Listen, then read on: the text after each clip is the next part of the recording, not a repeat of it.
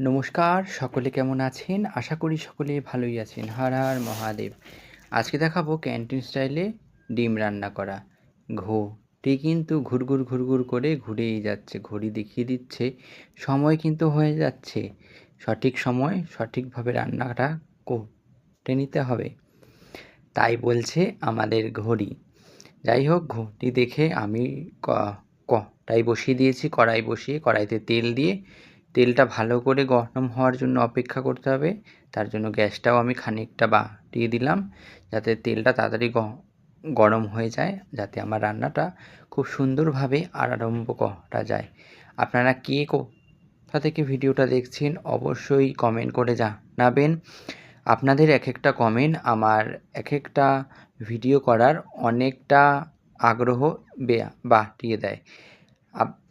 প্রথমে ডিম রান্না করার জন্য তেল গরম হওয়ার পরে যে আলুটা আমি ডিমে দেবো, সেই আলুটা দিয়ে লবণ হলুদ দিয়ে ভালো করে ফ্রাই করে নিচ্ছি আস্তে আস্তে। কেন, এই আলুটা ফ্রাই করে নিলেই খেতে টেস্ট হয়।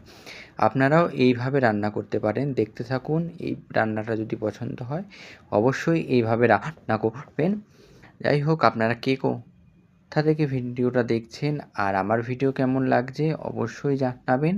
লাইক কমেন্ট শেয়ার করতে কিন্তু ভুলবেন না। যারা ইউটিউব থেকে দেখবেন তারা চ্যানেলটি সাবস্ক্রাইব করবেন, যারা ফেসবুক থেকে দেখবেন তারা চ্যানেলটি ফলো করবেন। যাই হোক, আশা করি আপনারা সবাই ভালো আছেন আর আপনার রান্নাটাও দেখতে আপনাদের কাছে ভালো লাগবে। যাই হোক, ভিডিওটা যখন পোস্ট হবে, পোস্ট করার পরই বুঝতে পারবো যে কীরকম কার কেমন লাগছে। যাই হোক, আমি নতুন অবস্থাতেই আবার একটা পেজ খুললাম, ফেসবুক খুলে সেখানেই পোস্ট করছি। যাই হোক, আপনারা আমার পোস্টগুলো দেখবেন, অবশ্যই লাইক কমেন্ট শেয়ার করবেন আর অবশ্যই পাশে থাকবেন। আপনারা পাশে থাকলে সব কিছু করা সম্ভব। দেখুন, তেল থেকে আলুগুলো ভেজে উঠিয়ে নিয়ে সেই তেলেই হালকা একটু হলুদ দিয়ে ডিমগুলো আমি আস্তে আস্তে সম্পূর্ণ ভেজে কমপ্লিট করে নেব।